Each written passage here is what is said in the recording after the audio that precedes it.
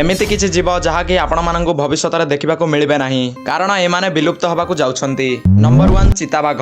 आजिर समय चिताबाघ गोटे एमिति पशु जहाँकि सबुठु अधिक फुर्ती एवं स्पीड धाई थाए किंतु भविष्यतरे एमिति रहिबो नाही कारण 1900 मसियारे एमानंक संख्या थिला प्राय 1 लाख किंतु आजिर समय एहा ह्रास पाई केवल 6000 हो जाइछि। आउ एई मध्यरु जलवायु रे परिवर्तन लोकंक शिकार करिबा एवं अकाल मृत्यु जगु एबे केवल 12टी ही अछंती जहाँकि 2-3 वर्ष भितर विलुप्त होई जिवे। नंबर 2 जदि आपण माननकु पचरा जिवो गोटिए शार्क एवं गोटिए मनीष भितर किए सबुठु शक्तिशाली होइथाए तो आपण माने कहबे केवल गोटिए शार्क किंतु एमिति बिल्कुल होई न थाए कारण शार्क अटैक जगु वर्षकु केवल 14 लोक मरिथांती किंतु मनीष माननक द्वारा वर्षकु 8 कोटी रु अधिक शार्क मरिथांती कारण शार्क माननक उपरि भागरे सूप तयारी होइथाए एवं शार्क माननक ठारु मिलुथबा किछि तेल जहाँकि कॉस्मेटिक एवं किछि ब्यूटी प्रोडक्ट र तयारी निमंत होइथाए। एमिति किछि कारण जगु ही शार्क माछ माने मध्य भविष्यतरे आपण माननकु देखिबाकू मिलिबे नाही।